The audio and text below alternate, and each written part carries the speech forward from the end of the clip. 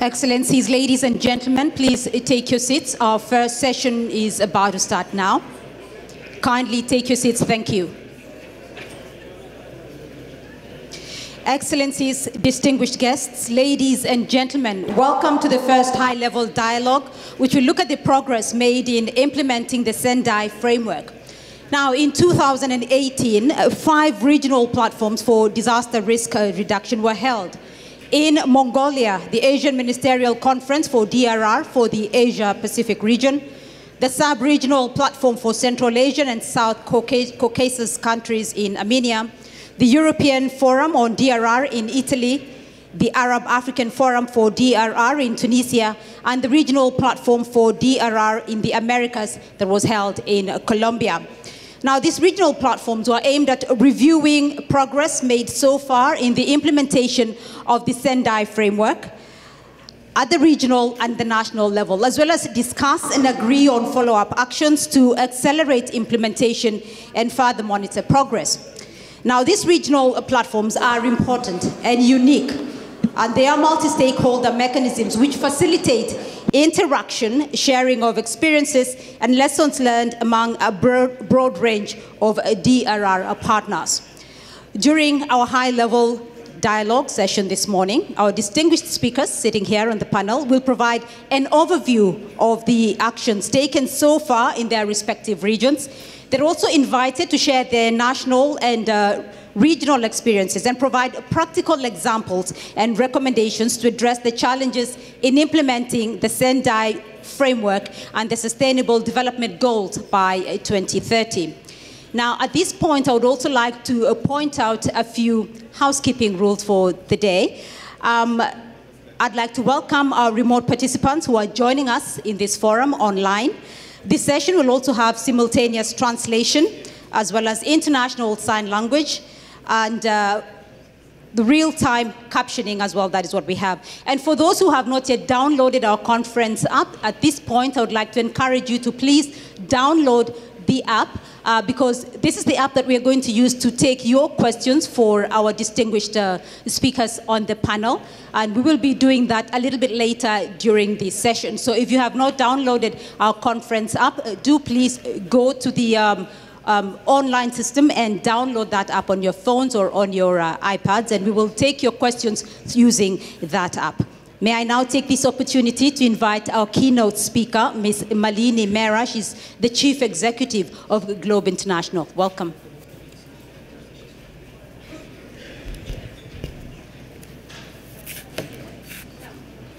Thank you very much, Beatrice. Good morning, Excellencies, honourable delegates, ladies and gentlemen, friends and colleagues. In November 2018, paradise was lost. This small Californian town of 26,000 people was incinerated in just 12 hours in the worst wildfire in the state's history. 85 people lost their lives. This was a town well aware of fire risk, with regular evacuation drills. But when the fire came, Paradise lacked the most basic feature of modern-day evacuation: roads wide enough to enable fleeing populations to escape. It is projected that by 2050, forest fires could consume up to 4 times as much land as they do at present annually in the western United States due to global warming. 4 times as much in 3 decades. This is not the problem that's going away. In the meantime, people are coming back to paradise. Mortgages are being given to rebuild in wildfire-prone areas, adding to the more than 1 million buildings already at risk in the state. The trees are also coming back to life. There's a better story there, because they evolved to endure fires. But nothing remains certain, and the future is not secure. Paradise provides one story from the front lines of climate change, disaster risk reduction, and the quest for sustainable development. It illustrates one emerging headline from the new Global Assessment Report: surprise is the new normal. Expect the unexpected and prepare for it. Most recently, Cyclone Fani, which made landfall in Odisha earlier this month, provides another story from the front lines of climate change and disaster risk reduction. Despite being one of the strongest cyclones to have struck India in the last 2 decades, with storm surges and winds that blew houses apart, down power lines and trees, the loss of life in Odisha was heroically limited. This was a far cry from the super cyclone the state suffered in 1999.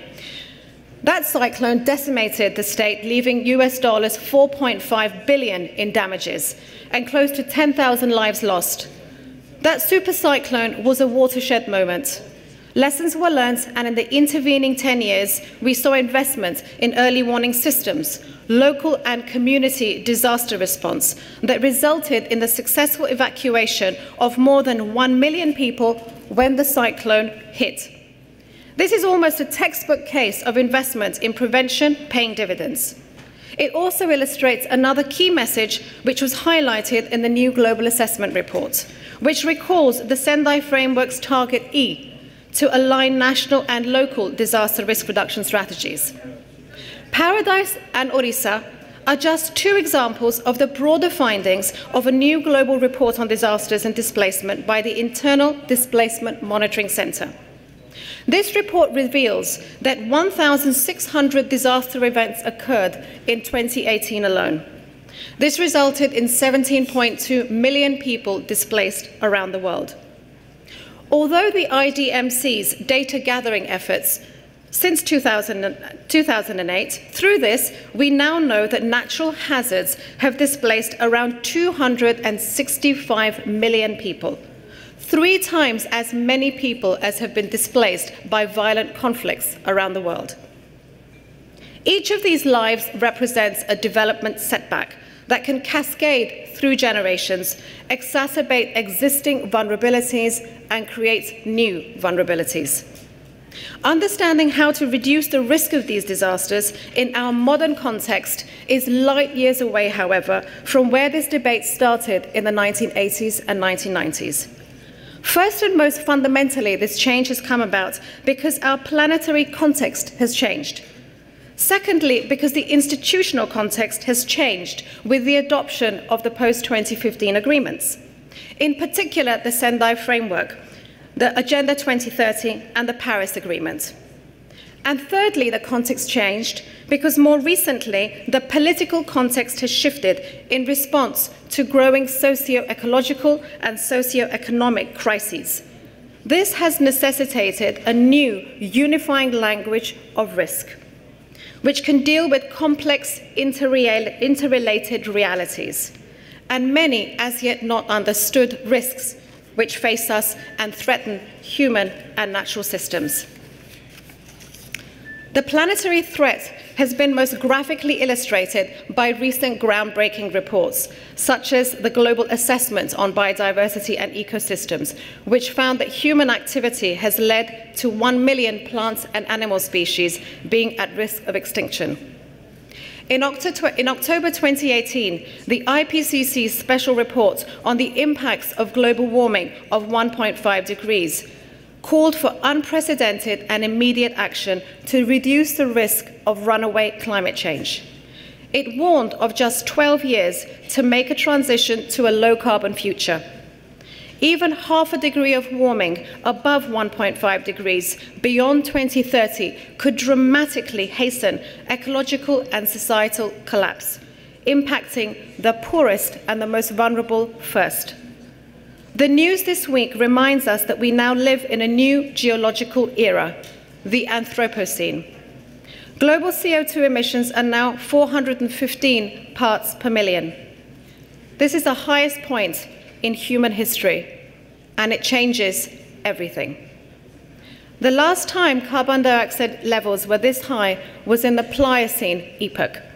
This is 2.7 million years ago, before the evolution of modern humans, when saber-toothed tigers and giant sharks roamed the planet. We are indeed in a new era. The question of whether our human systems, our political, economic and social institutions and governance systems are up to this terrifying challenge must be asked. Are these fit for purpose? Can they take on a challenge which not only threatens to erode development gains, but to undermine our very civilizational future. In answering this, I choose to be an optimist, although perhaps on the basis of evidence so far, pessimism would be more justified. I'm an optimist because the alternative is self-defeating. I'm also an optimist because the world turned the corner in 2015 with the adoption of the 2030 Agenda, the Paris Agreement, and the Sendai Framework. These were hard-fought diplomatic achievements which were made possible by the confluence of efforts between governments, civil society, business, and other stakeholders acting together. Agenda 2030 was adopted unanimously by member states. It literally calls for transforming our world and gives license to member states to be bold, to be risk takers, to work together. The UN reforms for the 2030 Agenda mark an important institutional development geared at multi-agency delivery. Let us remind ourselves that the Sustainable Development Goals are integrated, indivisible, and interlinked. They provide a new paradigm for global action which is rooted in national realities and relies on local efforts. But they are also a challenge to prevailing governance and professional systems that rely on disciplinary compartmentalization and functional specialization over systems thinking and interdisciplinary practice. Yet one thing is clear: whether Agenda 2030 succeeds or not depends on us. The responsibility is no longer that of member states alone, but all of us. This is a core message of the new approach embodied in the Global Assessment Report and the Global Risk Assessment Framework. Risk is everybody's business, not just the hazard specialist. Goodbye to the old hazard-by-hazard compartmentalized approach that risked creating hazard interest groups and insular professional coteries. Hello to the new systems approach to risk that recognize a broad, pluralistic spectrum of hazards and actors beyond the natural, to include human ones such as pollution, artificial intelligence, geoengineering, cybercrime, etc. This is a more modern approach in keeping with our democratic age, which despite rising authoritarianism and threats to civil society in many parts of our world, is seeing a resurgence of activism by young people, reminding us that the future is theirs and they will fight for it. At a time when cities and parliaments around the world have announced climate and ecological emergencies in response to exactly such restive, youthful populations clamoring for action, a huge opportunity for leadership has just opened up. How can we make the most of it? Will the political response be commensurate to the challenge we face? This is not just a task for politicians. It is up to all of us to ensure that the Sendai Framework, Agenda 2030, the Paris Agreement are not just words on paper. They will live and breathe through actions taken by every one of us in this room. 2030 is a hard and a daunting deadline. Today and in the coming days, we will hear stories of progress, but also setback, of hope, but also despair. This is no longer about fighting fires, but recognizing that everything has changed. And with that, so must we. Our future depends on it. The good news is that there is a huge collective intelligence in this room and a huge will for action in this room. I wish us all luck. Thank you very much.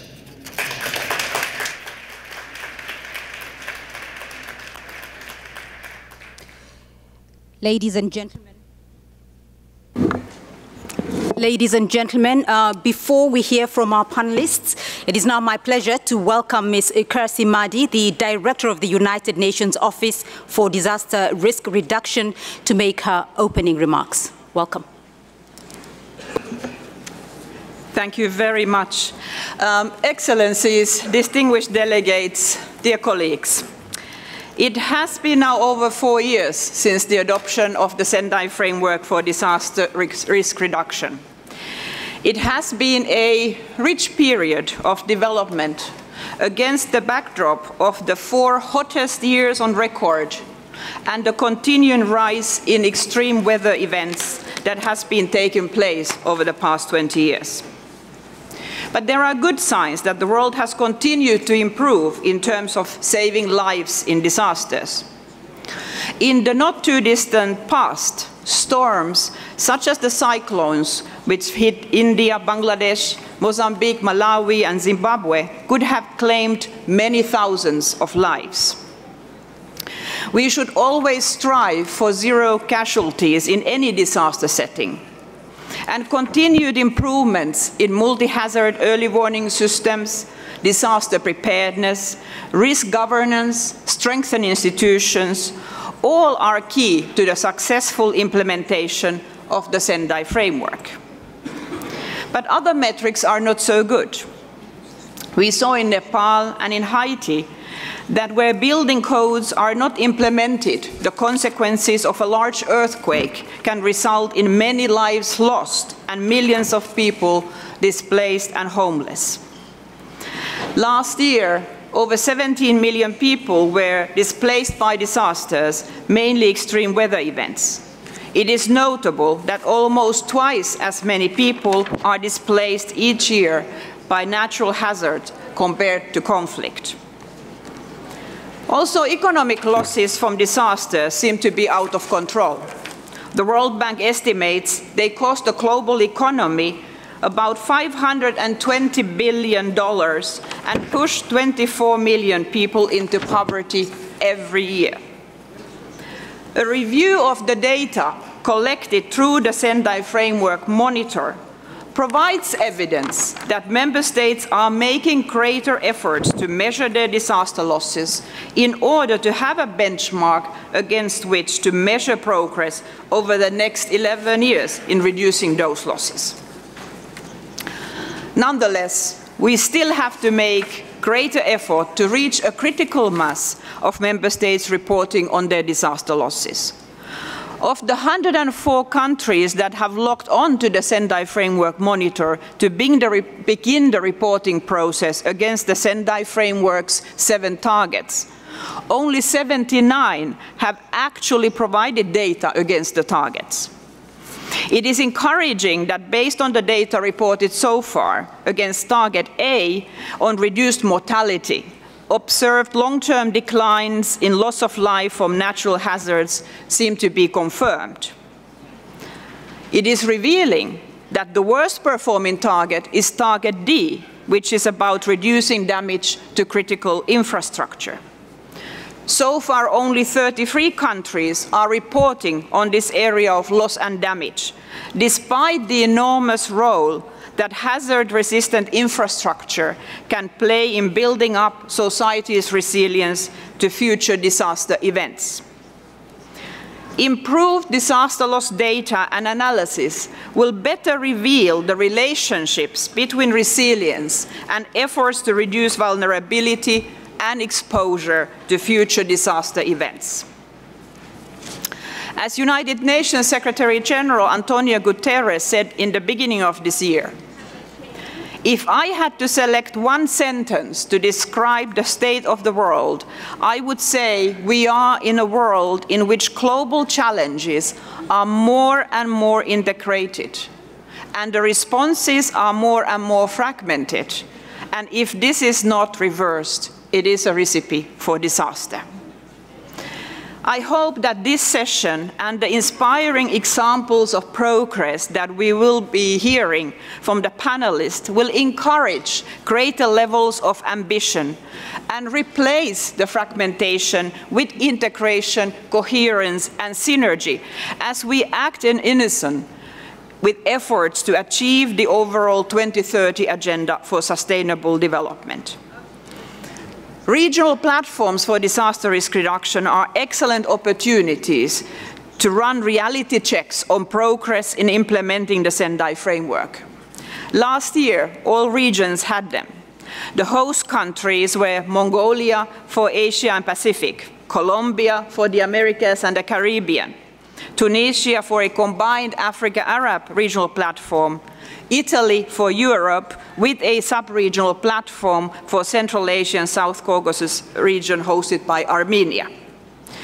We are honored to have this morning high-level representatives from all the host countries here with us to share the outcomes from their regional platforms that can inspire implementation in other parts of the world.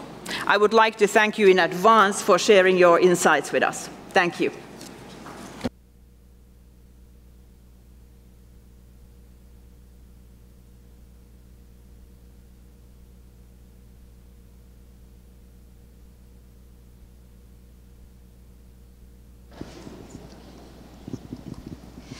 Excellencies, ladies and gentlemen, it is now my pleasure to welcome our panelists. They will be sharing with us their insights and making remarks on implementation of the Sendai Framework from their regions. It is now my honor to introduce and welcome His Excellency Mr. Entushkin Uzizaihan, the Deputy Prime Minister of Mongolia. His Excellency Mr. Felix Solakian, the Minister of Emergency Situations from Armenia. His Excellency Mr. Eduardo Rishi, the Deputy Minister of Transport and Infrastructure from Italy. His Excellency Mr. Wali Douadesh, Ambassador, Permanent Representative of Tunisia to the United Nations Office in Geneva and Specialized Institutions in Switzerland from Tunisia. And Mr. Eduardo Jose Gonzalez Angulo, the Director General of the National Unit for Disaster Risk Management from Colombia. May I now welcome His Excellency Mr. Entushkin Uzizaihan, the Deputy Prime Minister of Mongolia, to make his statement. Thank you.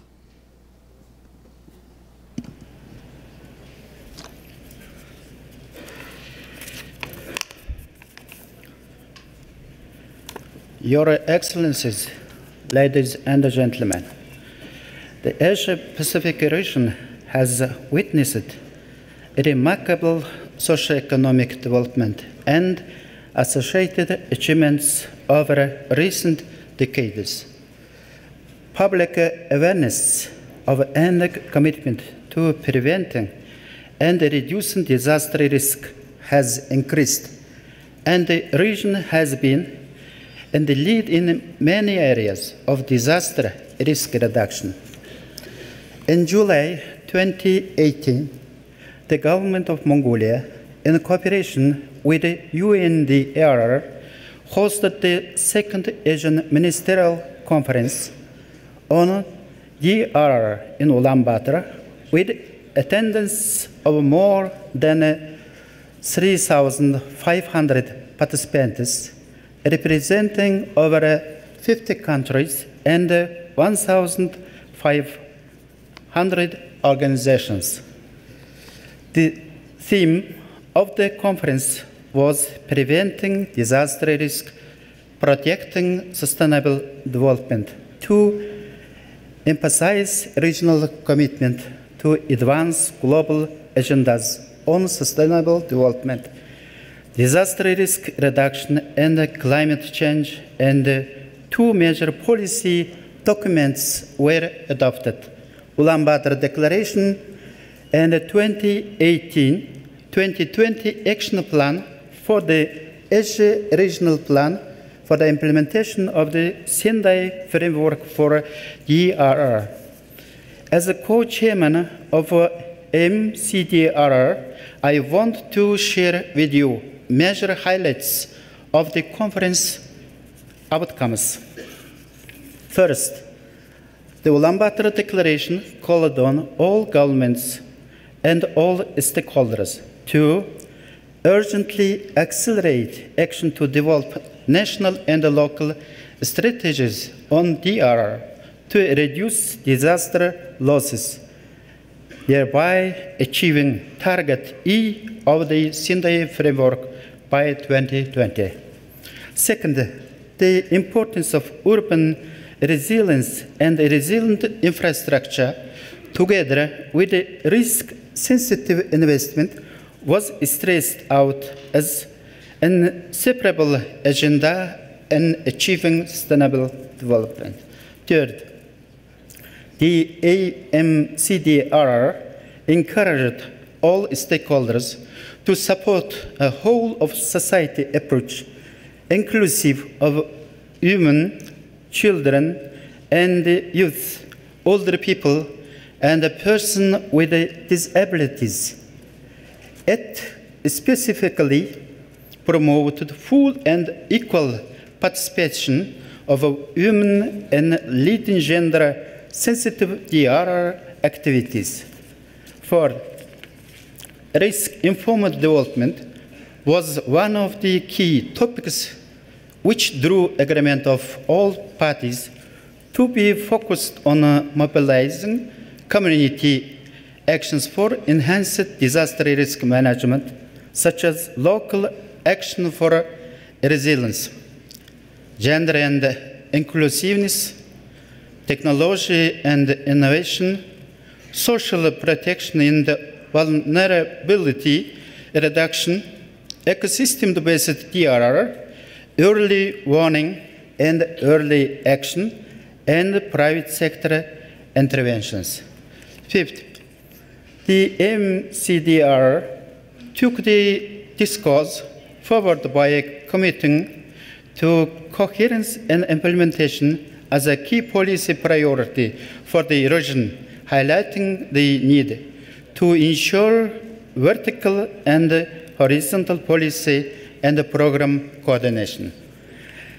I am confident that the global platform in Geneva will serve as a comprehensive platform for multi-stakeholders to produce concrete solutions for further implementation at the local, national, and regional communities. Thank you.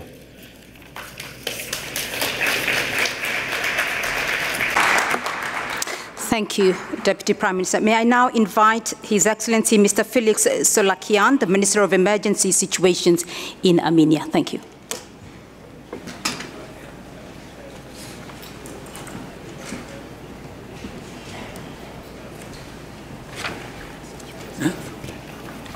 It's okay.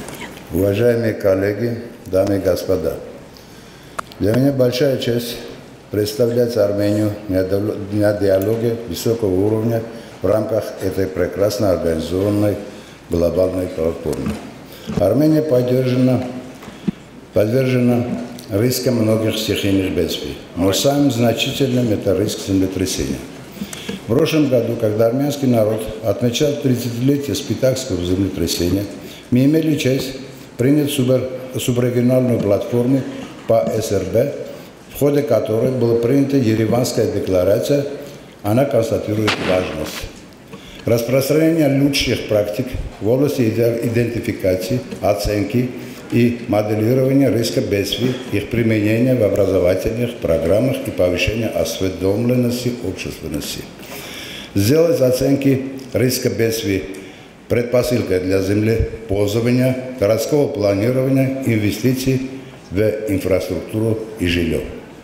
Создание национальных механизмов оценки ущерба и потерь в случае бедствий для принятия решений с учетом рисков и так далее. Я бы хотел поделиться нашими видением и достижениями за последнее время. После присоединения Армении к Кахиокской программе действий еще в 2005 году международные организации поспешили поддержать Армению в создании потенциала СРБ.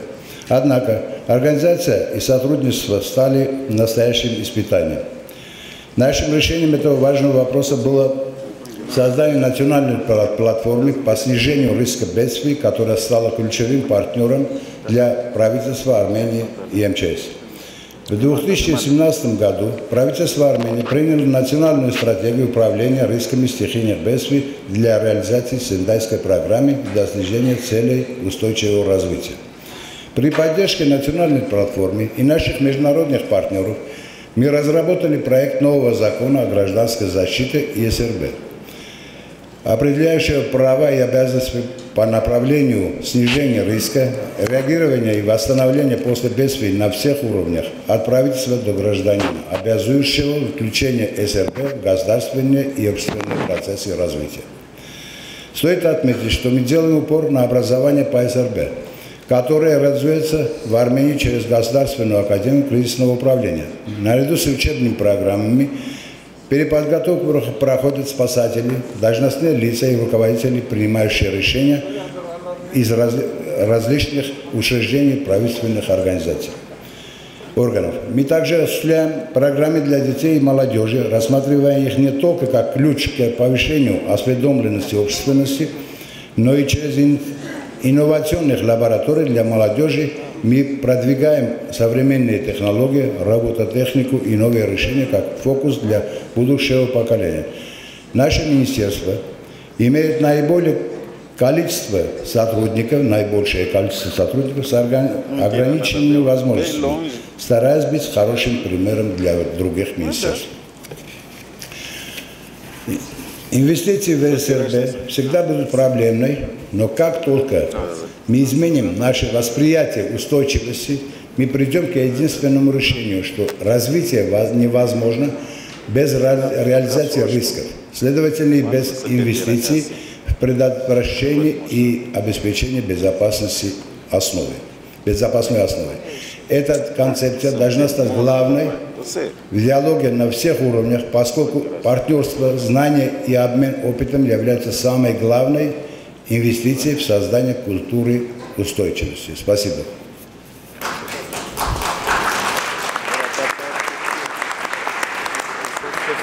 Thank you, Excellency. May I now invite His Excellency, Mr. Eduardo Ricci, Deputy Minister of Transport and Infrastructure from Italy.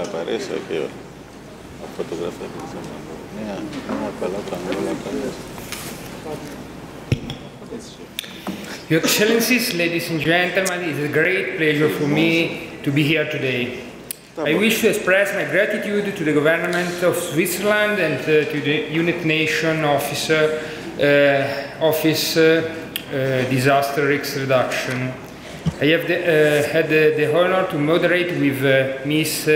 Mami Mitsutori the high-level roundtable of the last European Forum, hosted in Italy by the government in Rome last November. The forum saw the participation of 700 delegates from different governments, regional organizations, NGO, private sector, science and technology, and academic communities, as well as civil society.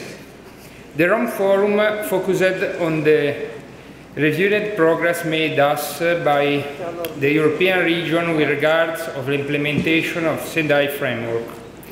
My intention today is to share with you the most significant outcomes that emerged from that event. Let me first highlight that the forum was introduced by Italy's Prime Minister Giuseppe Conte and by the special representative of the Secretary General for Disaster Risk Reduction, Ms. Mami Mitsutori, our guiding force and light in this challenging path. One basic and key message I would like to share with you is that we all agree that building resilience to disaster requires strong political will and leadership, as well as a shared responsibility by governments and the private sector, civil society and single individuals. The discussion, of course, revolves around the core issues of the challenge posed by resilience planning. As well as know, resilience is in fact a product of many different factors working together and relate to each other, ranging from education level, communication, infrastructure, degree, and trust in authorities and environmental awareness. To this regard, the value of an integrated approach was highlighted as a way forward to capture the complex of interlinked nature of society.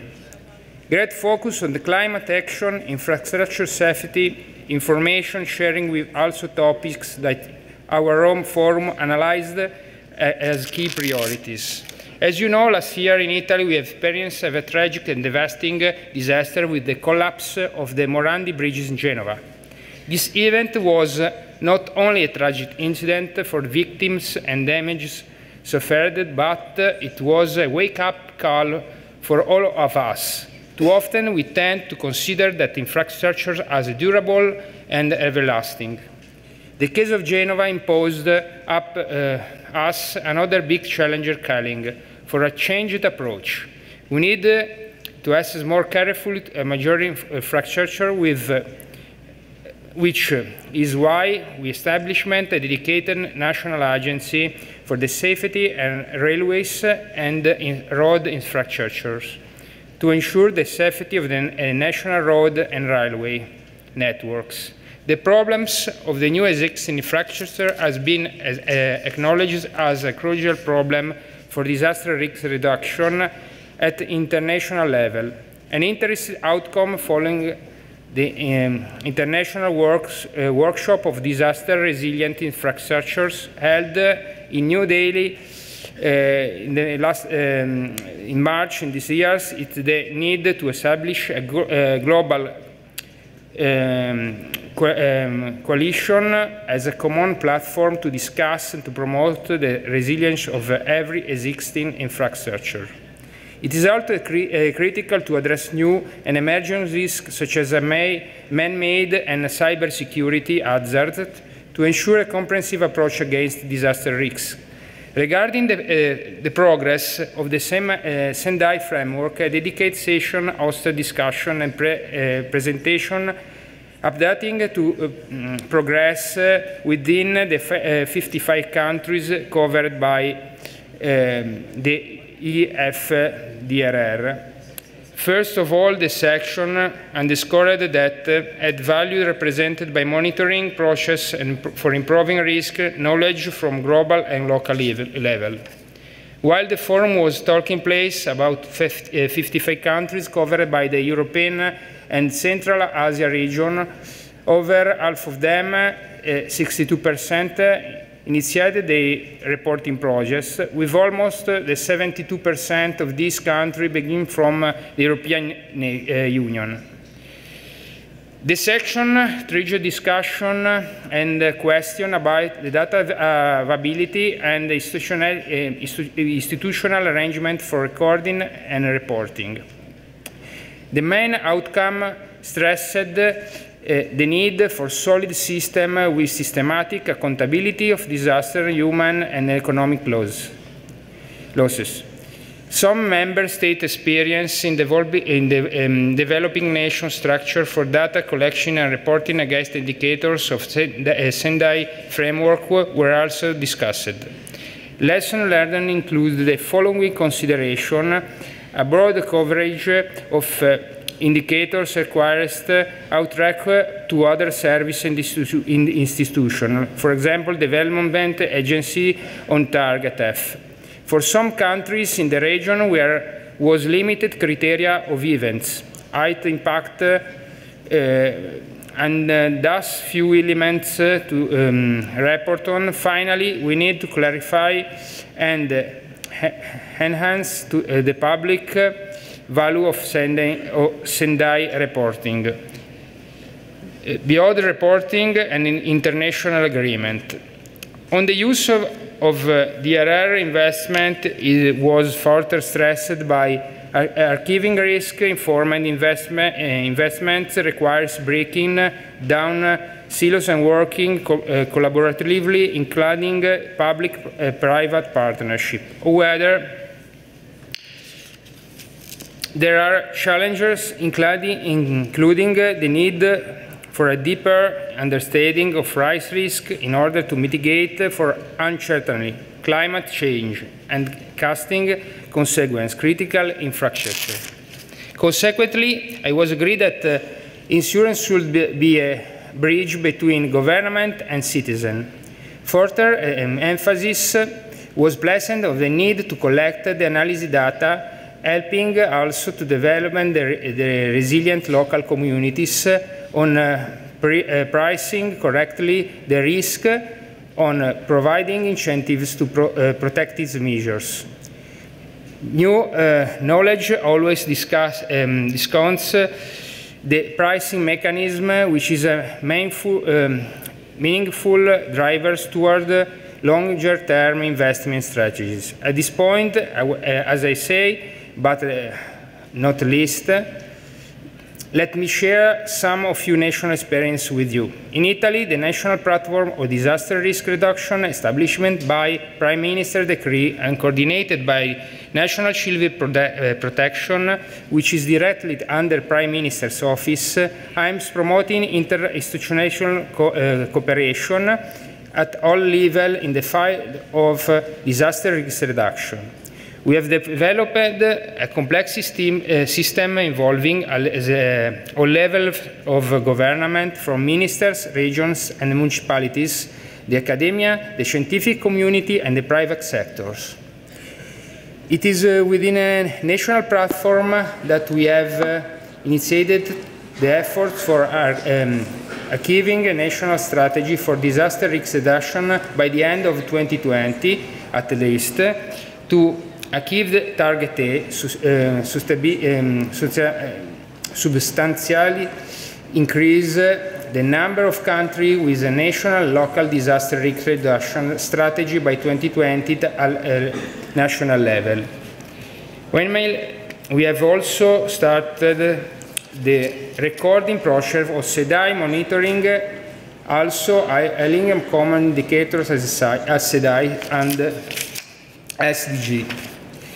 I can share with you that the challenges are certainly not missing. To be honest, we are growing increasing, but we are confident to be able to reach the goal and objectives we are aiming for, contributing to the achievement of Sendai targets by European region. Thank you for your attention.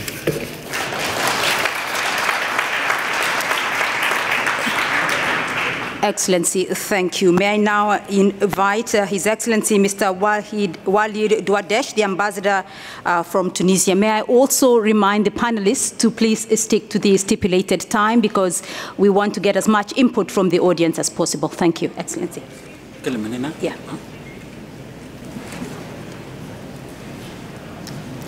صباح الخير للجميع. أنا سعيد بأن أكون بينكم في هذا الحوار التفاعلي حول موضوع بقدر هذه الأهمية والمتعلق بالحد من مخاطر الكوارث في إطار تنفيذ ما تم الاتفاق عليه في سنداي. أود في البداية سيداتي سادتي أن أعبر عن تقدير تونس للمجهودات التي يبذلها مكتب الأمم المتحدة للحد من مخاطر الكوارث في الاطلاع بالمهام الموكولة له، ولا سيما مساهمته في العمل الدولي من أجل تنفيذ إطار سنداي. وأن هذه المنصة العالمية السادسة حول الحد من مخاطر الكوارث تمثل فرصة سانحة لعقد هذه الجلسة الحوارية رفيعة المستوى لمناقشة التقدم المحرز على الأصعدة الوطنية والإقليمية والعالمية لتنفيذ إطار سنداي 2015-2030. وسأحاول أن أبرز في مداخلتي ما يتم اعتماده فيما يخص تونس على المستويين الوطني والإقليمي من سياسات وإجراءات وتوجهات للحد من مخاطر الكوارث. فعلى الصعيد الإقليمي كان لتونس شرف احتضان المنتدى العربي الإفريقي للحد من مخاطر الكوارث خلال شهر أكتوبر 2018، وذلك بمساهمة مكتب الأمم المتحدة للحد من مخاطر الكوارث ومفوضية الاتحاد الإفريقي وجامعة الدول العربية.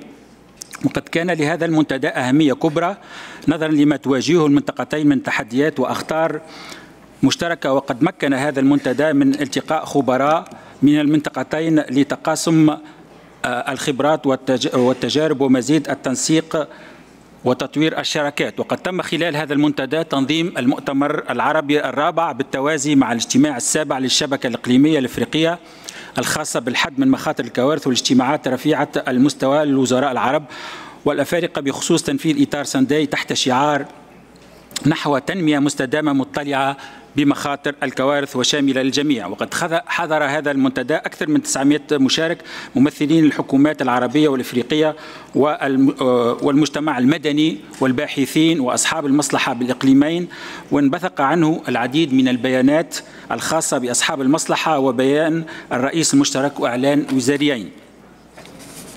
وتعتبر هذه الإعلانات التزاما سياسيا من كل البلدان العربية والإفريقية والمجموعات الاقتصادية للتنمية ومكونات المجتمع المدني والهيئات الدولية من أجل تركيز استراتيجيات وطنية وإقليمية للحد من خطر وخطط عمل ملائمة لتنفيذها.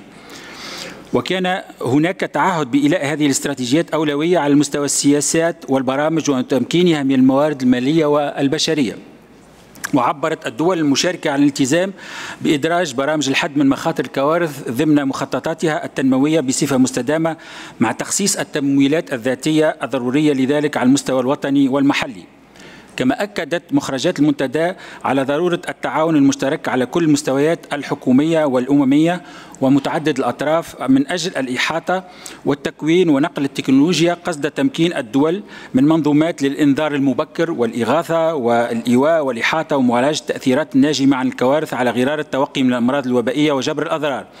كما أن الدول مطالبة بإدراج برامج الحد من كوارث ضمن مخططاتها التنموية من أجل تحقيق الموائمة بين خطة التنمية المستدامة لسنة 2030 واتفاق باريس بشأن تغير المناخ وإطار سنداي. وإضافة لذلك تم التأكيد على ضرورة إيلاء أهمية خاصة للفئات ذات الاحتياجات الخصوصية بما في ذلك الأطفال والشباب وذوي الإعاقة وكبار السن في إعداد السياسات والبرامج وخطط الحد من الكوارث باعتماد مقاربة النوع الاجتماعي. ونظرا لأهمية المعرفة في إعداد المؤشرات وفي تركيز منظومات الإنذار المبكر، فإن البحث العلمي والتكوين في مجال التوقي والتصرف في الكوارث يكتسي أهمية كبرى، وإنه يتطلب مزيد الدعم في إطار التعاون المشترك على المستويين الإقليمي والدولي. هذه مجموعة من التعهدات على المستوى الإقليمي العربي والإفريقي تم التأكيد عليها في الاجتماعات التي عقدت في تونس في أكتوبر 2018 كوسيلة للتسريع في تنفيذ إطار سنداي للحد من مخاطر الكوارث. وبرزت خلال هذه الاجتماعات ضرورة أكيدة لكي تتضافر الجهود الدولية لدعم العمل التشاركي الدولي من أجل ضمان نجاعة أكبر في الحد من مخاطر الكوارث. وباعتبار أني أمثل تونس في هذا الحوار رفيع المستوى، أود أن أعرض عليكم باقتضاب التجربة التونسية والتحديات التي تواجهها في إطار سعي الدولة للحد من مخاطر الكوارث وما تعتمده من سياسة وإجراءات في هذا الإطار، وذلك بالحرص على موائمة المجهود الوطني في هذا المجال مع التوجهات الدولية المرتبطة بأهداف التنمية المستدامة والالتزام بالتعهدات الدولية المتعلقة بالمناخ. فبحكم موقعها الجغرافي تواجه تونس مخاطر الكوارث. Time is up. I should finish now. أوكي. سأقتضب وأترك فيما بعد المجال لطرح الأسئلة إن أمكن ذلك، فإذا أمكن أن أضيف دقيقة. هل ممكن هذا؟ شكرا. فبحكم موقعها الجغرافي تواجه تونس مخاطر الكوارث الطبيعية وبالأخص الفيضانات والجفاف والحرائق والتي تفاقمت بمفعول التغيرات المناخية. وفي هذا الإطار تعمل الحكومة في تونس على اعتماد مجموعة من الإجراءات والتوجهات تنفيذا لالتزاماتها وتعهداتها الدولية في إطار تنفيذ خطة سنداي. وفي هذا الإطار أذكر دعم مسار الديمقراطية التشاركية والمحلية والتنمية المستدامة بالبلاد، وذلك لإعطاء دور للحكم المحلي للقيام بدوره في إطار تنفيذ إطار سنداي، إعداد استراتيجية وطنية للحد من مخاطر الكوارث والمؤشرات الخاصة، وهناك عمل حكومي بصدد صياغته لكي يتم الانتهاء منه قريبا. وكذلك هنالك حرص على إرساء الهيئة الوطنية الدستورية المستقلة للتنمية الشاملة وحقوق الأجيال التي نص عليها الدستور، والتي ستكون من مهامها النظر كذلك في هذه المسائل. وهنالك عدة مجالات يمكن الإشارة إليها في المجهود الوطني تنفيذا لالتزامات تونس، ولكن سأقف عند هذا الحد، ويمكن الإجابة عن الأسئلة المطروحة إذا سمح الوقت لذلك لاحقا. وشكرا على استماعكم.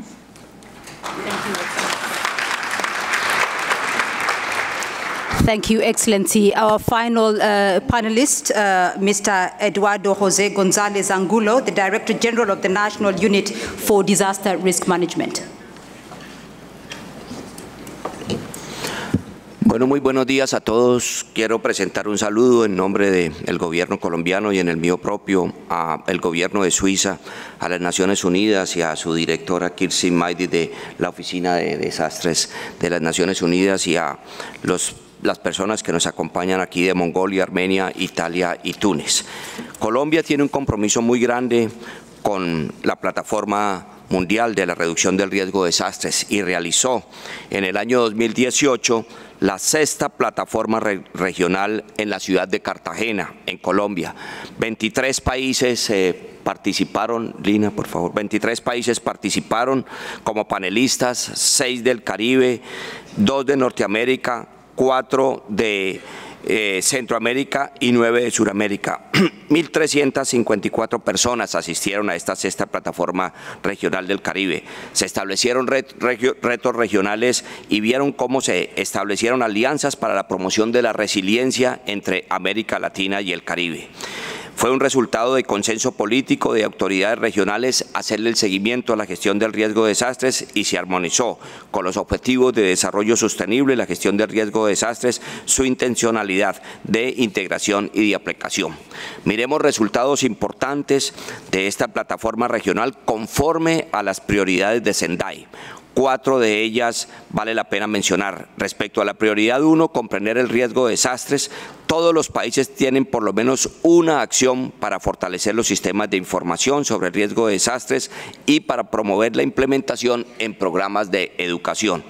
Respecto a la prioridad 2, fortalecer la gobernanza del riesgo de desastres para gestionar dicho riesgo, se establecen diseños de estrategias y sistemas de articulación entre entidades, sectores, niveles de gobierno.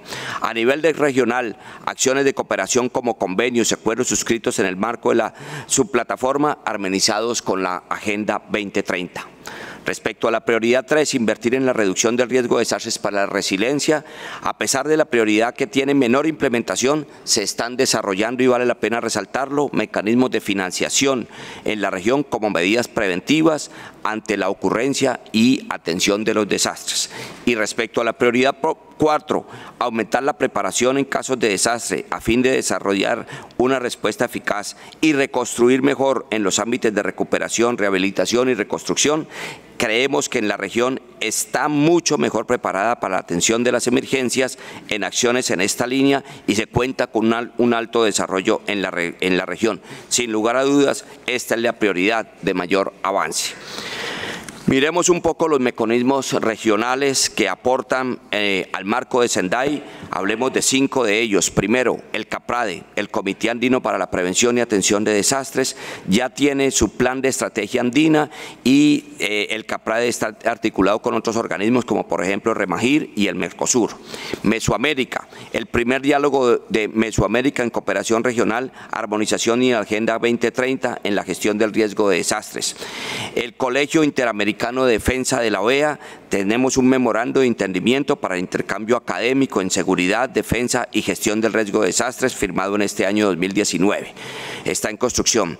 Con la AEC, cuya sede es Puerto España, en Trinidad y Tobago, queridísima institución para Colombia, tenemos la presidencia del Comité Especial para la Reducción del Riesgo de Desastres. Y con INSARAC tenemos la segunda vicepresidencia del Grupo Regional de INSARAC en las Américas y tenemos el equipo clasificado número 52 en el mundo y el 4º en las Américas. La articulación de la Agenda 2030 con la gestión del riesgo de desastres como el tema transversal, se ha puesto especial cuidado y énfasis en los relacionar todo el marco de Sendai con el Plan Nacional de Gestión del Riesgo de Desarrollo y los temas de desarrollo sostenible, los objetivos de desarrollo sostenible, los 17 que se tienen. Ahí vemos cómo el Plan Nacional que tiene Colombia, el Plan Nacional de Gestión del Riesgo de Desastres, en sus 5 puntos fundamentales están interrelacionados con el marco de Sendai. La gestión del riesgo de desastres, la seguridad y el desarrollo sostenible es un tema prioritario en Colombia. Vale la pena buena también la siguiente, por favor, que el monitoreo del marco de Sendai, Colombia fue el primer país de la región en diligenciar y validar la información para reporte de metas en el monitor de Sendai del 2015 al 2018. Tenemos ese privilegio. Vale la pena resaltar un poco en el tema de la inversión de gestión del riesgo de desastres. Colombia tiene la ley 1523 del 2012, donde prioriza los mecanismos de financiación y establece los temas de protección financiera con instrumentos de retención y transferencia de riesgo. Colombia también tiene los planes nacionales de desarrollo que han incluido la reducción de la vulnerabilidad financiera del gobierno frente a los desastres, y Colombia tiene un instrumento muy importante que es el Fondo Nacional de Gestión del Riesgo de Desastres, tanto a nivel como nacional, departamental y municipal. Los instrumentos más importantes de la transferencia del riesgo con los cuales cuenta el país son el CAD-DDO-2 y el CAD-BON en el marco de la Alianza del Pacífico, y somos pioneros en la estrategia de territorios con protección financiera. Este, sin lugar a duda, es un tema maravilloso, de largo plazo, orientado a una Colombia más resiliente y más inclusiva. Creemos que uno de los éxitos fundamentales es, como bien lo decía uno de nuestros antecesores, es el compromiso y el liderazgo del gobierno colombiano en cabeza de nuestro presidente y de los ministros para tener una Colombia mucho más resiliente. Y en nuestro plan de desarrollo, un pacto por Colombia, un pacto por la equidad, está incluido el componente de la gestión del riesgo como tema fundamental, transversal y de prioridad. Muchísimas gracias.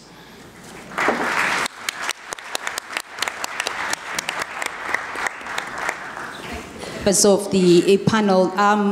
As I asked earlier, that you vote on the conference app, and we have quite a number of requests and questions from members of the audience. And members of the panel, I'd like you to answer some of these questions, because specifically we have one on displacement, which is quite important for the audience. Displacement has been mentioned in multiple occasions by the panelists as a grave consequence of disasters, and it is indeed one of the key challenges countries and communities face. This is also recognized in the Sendai Framework, yet displacement is not included in global targets and indicators. How do you ensure that disaster displacement data is systematically collected and monitored and used for DRR policy and planning? Members of the panel, I will throw that to you to answer. Madam Director, I think you can answer that one. Thank you very much, and thank you for the question.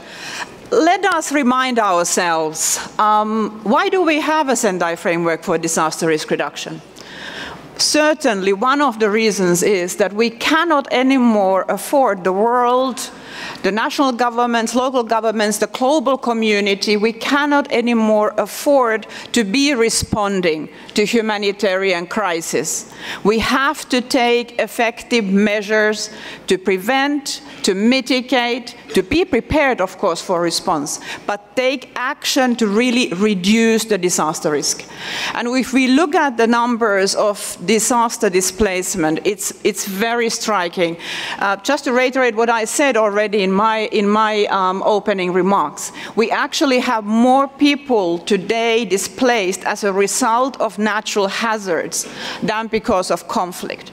So it's absolutely critical that in our national planning, as you are developing your national local DRR strategies, that we are looking intrinsically into the elements of what is the impact? What is the impact? How do you integrate support to people who are displaced in your plans? How do you take into consideration in your overall planning the potential of displacement, whether it's internal displacement within your own country or whether it is external displacement, migration or refugee flows.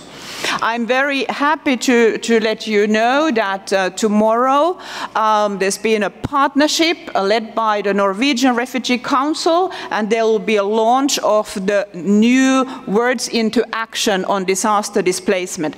And I hope that that will be one very concrete, practical tool, again, to help in planning and taking into consideration this absolutely critical issue. Thank you. Thank you. We also have another question that has raised a lot of interest. How do we move beyond having just robust policies at the national level to effective implementation of the policies at the local level? How to incentivize risk-informed development at the local level beyond just attending to guidelines and templates to make plans? Panelists? Yes, Mr. Lee.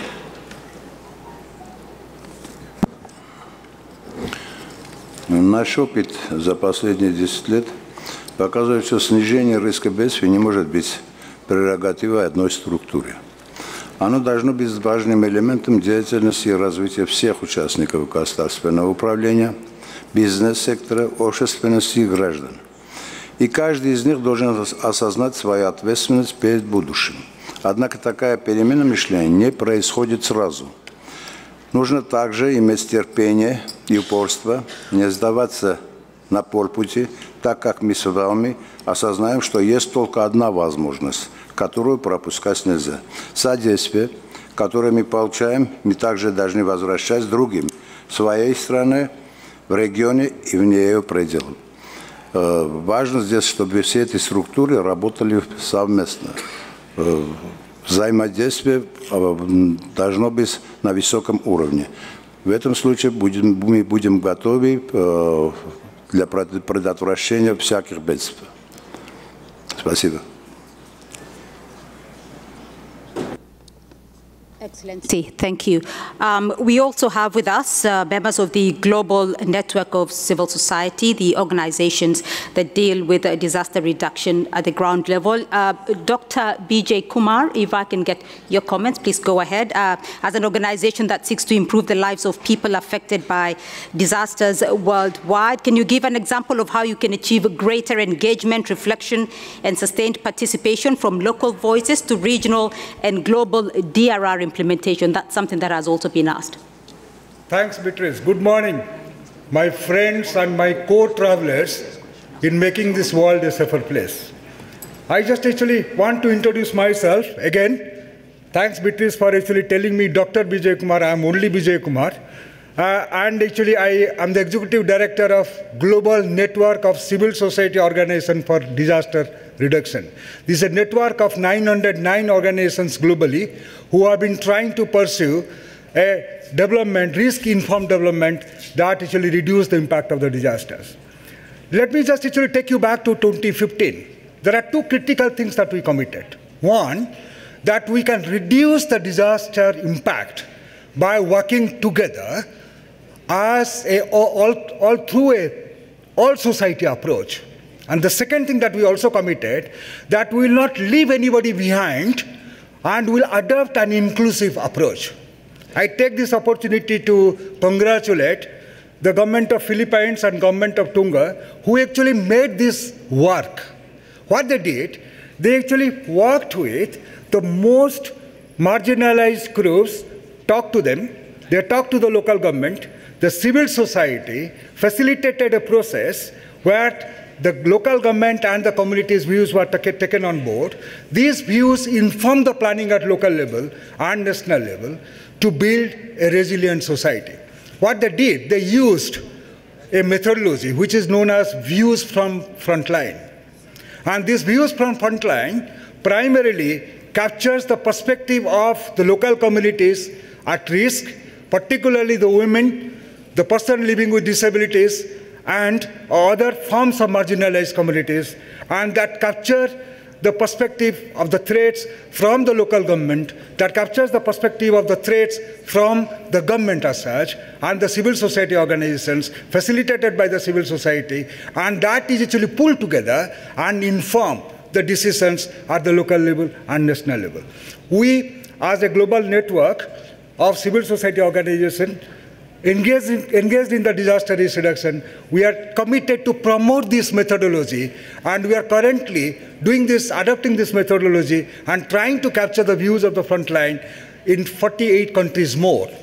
I would actually like to urge all of us to really use the various methodologies that can capture the perspective of the communities which otherwise are excluded, the perspective of the local government, and the way that we can actually work together. And everybody has a place, everybody has a space, and everybody has a role to do and perform in working together. And I would actually like to ask the panelists that if they can advise us and they can actually tell us how the methodology which use the views from Frontline can be used more productively in informing the local, national, regional, and global plans and perspective. Thank you very much. All the best. I want to work with you as a co-traveler, and we'll see a better world perhaps when we meet next time after 2 years. Thank you very much. Thank you, Dr. BJ. And Deputy Prime Minister from Mongolia, I would like to bring back that question of displacement, because it does seem that it is getting quite a lot of hit here. How do you ensure the displacement, disaster displacement data is systematically collected and monitored and used for DRR policy and planning? Deputy Prime Minister.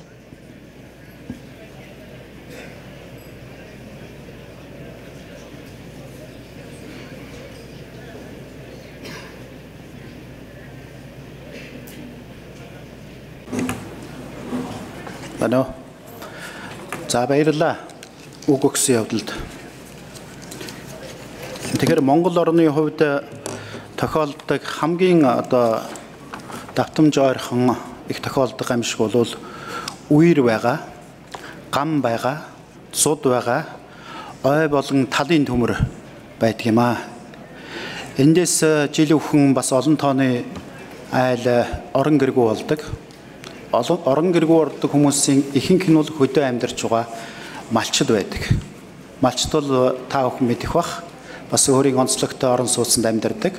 Ялангуяа үерийн үед хүчтэй салхи шуурганы үед орон гэргүй болдог. За энийг Монгол улс яаж шийддэг вэ гэвэл орон нутгийн байгууллагатай Монгол улсын засгийн газар уялдаа холбоотой ажиллаж ингэж шийдвэрлэдэг. Тэр дор нь асуудлыг шууд аваад Монгол улсын засгийн газрын нөөц хөрөнгөнөөс эсвэл орон нутгийн аймгийн засаг даргын нөөц хөрөнгөөс гаргаад бүгдийг нь орон гэрэгтэй болох ажлыг сарын дотор зохион байгуулж чаддаг.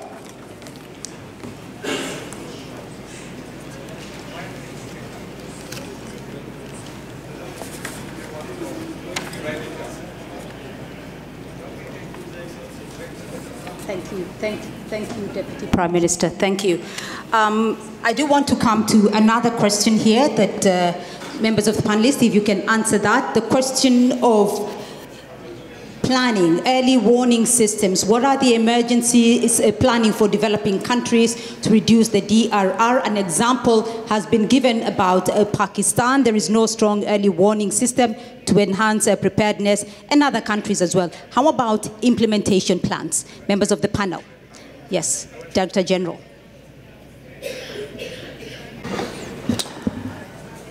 Colombia tiene un sistema de gestión del riesgo de desastres que es público, privado y comunitario. Y tiene organismos muy especializados en el tema del sistema de alerta temprana. Por ejemplo, para todos los temas hidrometeorológicos hay una entidad a nivel nacional que se llama el IDEAM. Ellos permanentemente nos están dando informaciones regionales, puntuales y generales del país y nos están llamando la atención en cierto tipo de zonas, ya sea por la variabilidad climática, por calor o por lluvias, si se puede presentar. En segundo lugar, existe otra organización que es el Servicio Geológico Colombiano, el cual también tiene una interacción profunda con el sistema nuestro de gestión del riesgo de desastres y nos está en su debido campo avisando y monitoreando de temas específicos y haciéndonos estudios y análisis en los sitios donde nosotros determinemos que nos pueden ayudar. Eso a nivel general. A nivel particular existen los sistemas de alerta temprana, ya sean regionales o puntuales. El caso más grave que ha ocurrido en Colombia fue en el 2018, en el 2017, en agosto del 2017, en un sitio denominado Mocoa, una ciudad de Colombia en donde por una avenida torrencial 335 personas aproximadamente perdieron la vida. Y sin embargo, inmediatamente se creó un sistema de alerta temprana que no se tenía con anterioridad. Y el año pasado, en el mismo mes de agosto, vino una avenida torrencial muy similar. Gracias a Dios el sistema de alerta temprana funcionó y ni una sola persona perdió la vida. Tenemos 119 sistemas de alerta temprana distribuidos a lo largo y ancho del país. Indiscutiblemente quien hizo la pregunta acierta enormemente de cómo este ámbito de los sistemas de alerta temprana le sirven a la comunidad directamente y son ejemplos reales. Gracias. Thank you. Madam Director. Thank you very much. I wanted to just compliment, you heard earlier this morning at the welcome session, Secretary General Petteri Talas from the World Meteorological Organization giving a quick brief from the multi-hazard early warning conference that took place on Monday and Tuesday. And just to say, I mean, I had the pleasure yesterday afternoon to moderating a session on related to governance. There's a clear recognition that actually perhaps the target related to access to early warning systems and early warning services is actually one of the targets that is doing overall quite well, relatively speaking, but still there is a huge way to go. And I think the important message that I would like to share with you is that it's not enough that the services are in place. It's not enough that the alerts and warnings are issued. People who receive them need to understand the messages, and they need to be able to take right decisions, and they need to know the action that should be taken. So again, in fact, we come down to what also Vijay was just saying on the engagement of the communities, making sure that they are part and parcel also of planning and setting up the early warning services. Thank you. Thank you. One other final question, members of the panel, before we take your final remarks. One that is receiving a lot of hits, experiences you can share on urban or land use planning to reduce disaster risk. And we heard early this morning about the case of Mozambique. Do we want to share our experiences, members of the panel, with experiences? Madam Director, I'll put that to you before anybody else joins in. Go ahead. Thank you. Well, I don't want to be dominating the conversation, but perhaps give a few seconds to the panelists to think. I think just the critical issue is, of course, reducing the ways how we can reduce exposure. And that is very much in terms of looking at where, simply put, where do we build, how do we build? Make sure that we are not building in areas where we'll have regular floodings or landslides, for example. So really, again, emphasizing the importance of risk-informed land use and urban planning, and then at the same time really resilient infrastructure, risk-informed development and planning overall. Thank you. Right, thank you. Anybody else would like to answer that question? I'm going to give a final comment to one of our interventions here before we take the final remarks. May I ask Mr. Ronald Jackson from the Caribbean Disaster Emergency? Oh, go ahead, Dr. Alik Ismail. Go ahead, go ahead. You're going to talk to us about the importance of technology, particularly in early warning systems. Yeah, thank you very much, Madam Chair.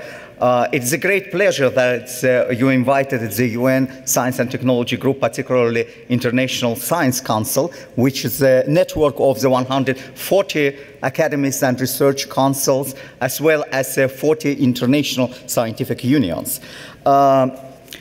Distinguished guests, ladies and gentlemen, very important is risk assessment.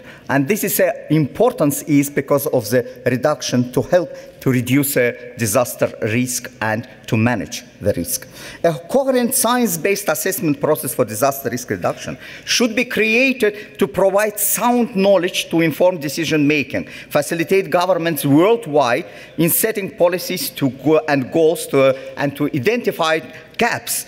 The assessment report should summarize information relevant to Sendai targets and to examine root causes of vulnerability and exposure, the potential socio-economic impact of natural hazards, and the ways to reduce human and economic losses. Such assessment should provide a mechanism to the knowledge transfer from research to practice, ensuring that the science is useful, used, and usable.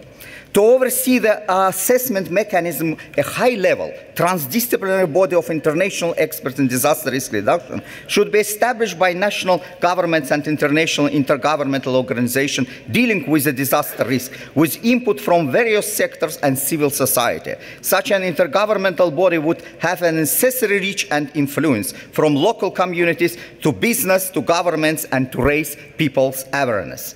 Today later, the Global Assessment Report 2019 will be launched. Congratulations to all involved in the report. Let's hope that this global assessment report will influence government as, for example, the IPCC reports. Government support for the process will be essential and should be encouraged by the scientific community and other stakeholders. Synergy must be found to combining and consolidating disaster risk research efforts and reduction efforts across United Nations institutions under the co-sponsorship of UNDRR. And another comment which comes from here, it is related to the new risk creation. Disaster risk is created years and even decades before the disaster itself and manifests itself. Risk of disaster arises due to underlying risk drivers. Several years ago, the Integrated Research on Disaster Risk IRDR program, co-sponsored by International Science Council and UNDRR, initiated and established a new major project which called it the FORIN. FORIN deals with forensic investigation of disasters that focus on the investigation of root causes of disaster risk occurrences and investigations. They attempt to identify those social features and the forces and associated institutional and social actors that nourish and energize the risk drivers. The scientists, using the results, prepare and elaborate disaster risk drivers and root causes and the issue policy recommendations, including those to avoid creating new risk and to reduce significantly existing risks. Let's pool knowledge to stem losses from disasters. Thank you. Thank you very much. We're now going to hear our closing remarks. We have a few minutes left for the closing remarks. Let me invite again His Excellency Mr. Entushkin Uzisaihan to make his final remarks. And members of the panel, can I please also ask you to make it extremely brief because we are running out of time. Thank you. Very briefly.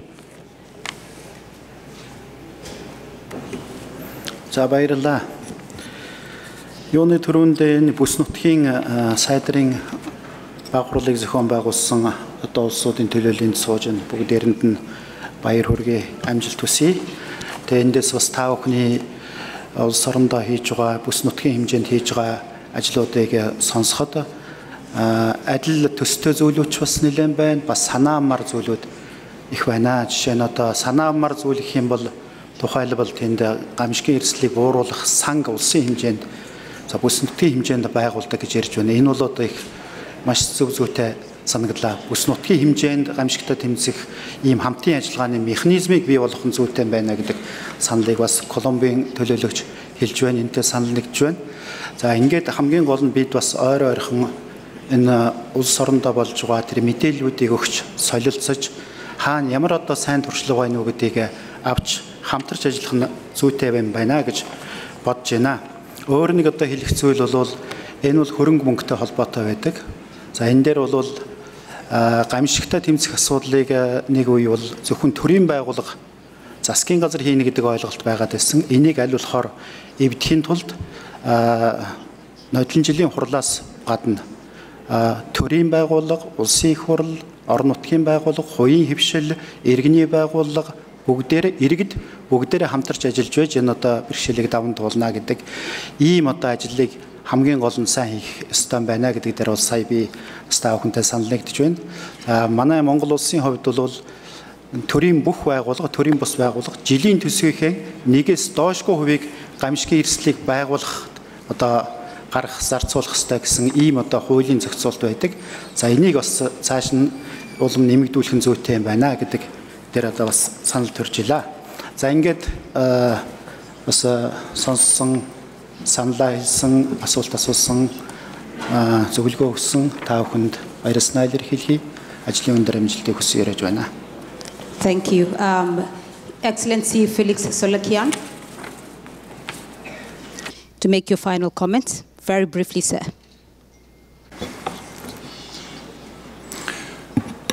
Ну, я тоже хочу высказать благодарность организаторам такого хорошего мероприятия, где в первом плане, конечно, вопросы взаимодействия.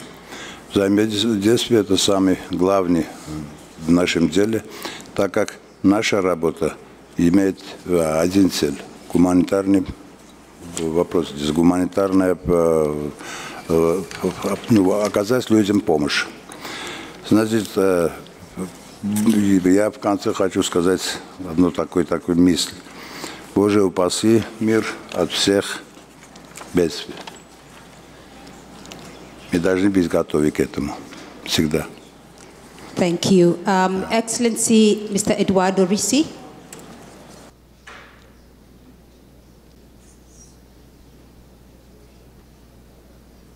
To make your final comments very briefly. 1 minute, Director, 1 minute. 1 minute, okay, perfecto. Just 1 minute for Mr. Risi. No. It's only that we are going to develop an AT alarm system that it's include the research of the people by mobile phone, and also to communicate all the alarm system. And this it's quite good, because for us it's really important to found people before the events it's come, especially because in our country we have a lot of tourism and people come from abroad, so it's difficult to know where the people are. And also when you communicate to the institution, it's not really found, it's really easy to find people. And it's, I think it could be a good experience to co-divide with the other people. Thank you. Ambassador Dwadesh.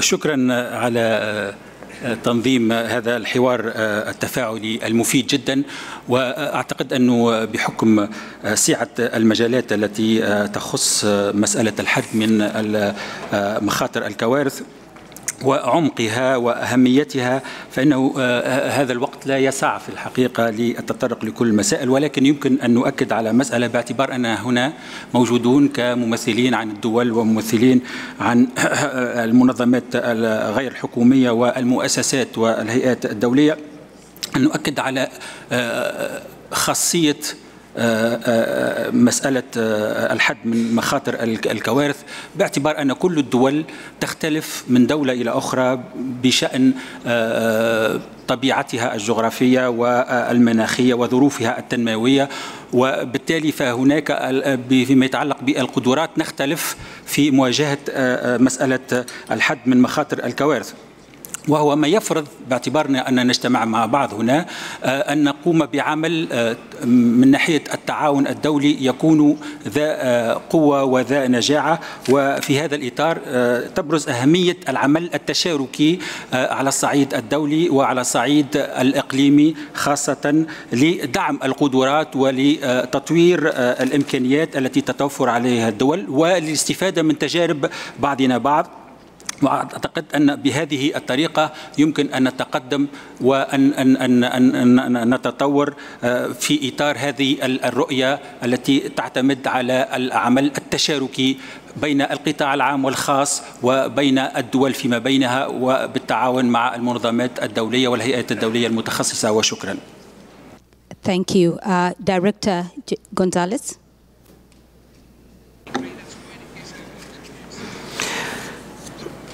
Seis puntos quiero resaltar. Primero, resaltar este diálogo y agradecer la participación a todos los colegas y que Colombia pueda estar presente. Segundo, vemos cómo la importancia de los diálogos regionales han sido fundamentales para el desarrollo en la reducción de riesgo de los países, gracias a Naciones Unidas por haberlos promovido. Vemos cómo esos acuerdos regionales y esas estructuras que existen y que se consolidan cada vez más nos ayudan para fortalecer la reducción del riesgo de desastres en los países. El tercer punto, completamente de acuerdo, la base de todo es una comunidad muchísimo mejor preparada. Y las alianzas públicas y privadas no pueden dejarse a un lado para que esta comunidad esté cada día mejor preparada. Como cuarto punto, queremos también resaltar la importancia de los sistemas de alerta temprana que realmente salvan vidas. Quinto, quiero agradecerle a Mongolia por el reconocimiento que hace por el avance que tiene Colombia en la vulnerabilidad financiera. Y por último, quiero resaltar que mucho más están avanzando los países de la teoría a la práctica. Quienes hemos estado incluidos en este tema durante más de 25 años, nos damos cuenta cómo tanta teoría ya se está volviendo práctica, y eso es realmente lo que le sirve a todas y a cada una de las comunidades en nuestros países. Muchas gracias. Director, thank you.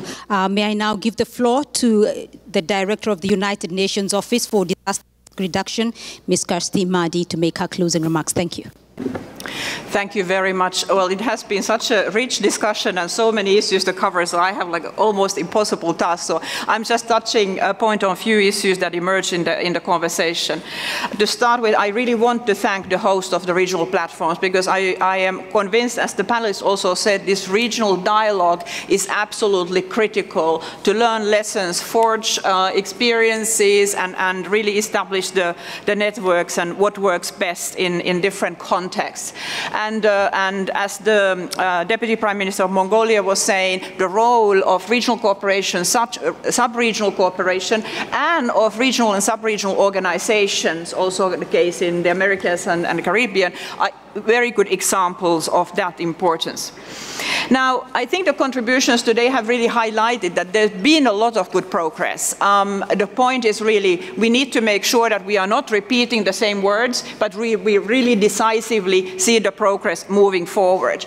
One very strong emphasis is the coherence. Coherence between the DRR policies and strategies, but together with the 2030 Agenda for Sustainable Development, with Paris Agreement, the new urban agenda, the Addis Ababa Action Agenda on Financing for Development, and the Agenda for Humanity. And how do we really translate that word coherence and synergy into a real concrete action at the national level? That, I believe, will be still our challenge moving forward. So progress at the national level is still mixed, and still a lot of emphasis needs to be placed in developing these DRR coherent, synergistic DRR strategies and plans, both at the national and local levels.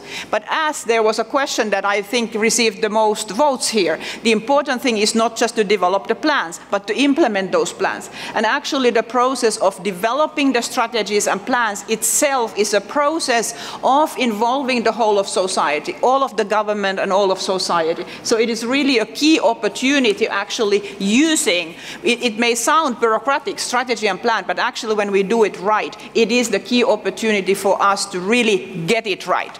Get the engagement of everybody in the society, and also build capacity and understanding and ownership in the process. Inclusion has come out very, very strongly. Leave no one behind. Absolutely critically important, the whole of society's engagement.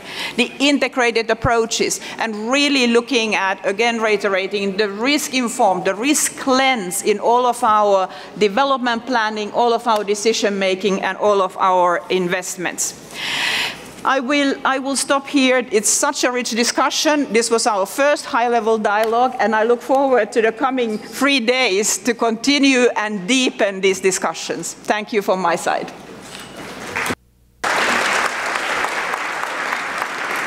Thank you very much, Excellencies, ladies and gentlemen. That wraps up our session. Progress made in implementing the Sendai Framework, global and regional perspectives. I would also like to thank our remote participants for joining us online, and also the organizers of this session. Thank you very much for your hard work. Do please stay seated for the next session. Have a great conference, and goodbye.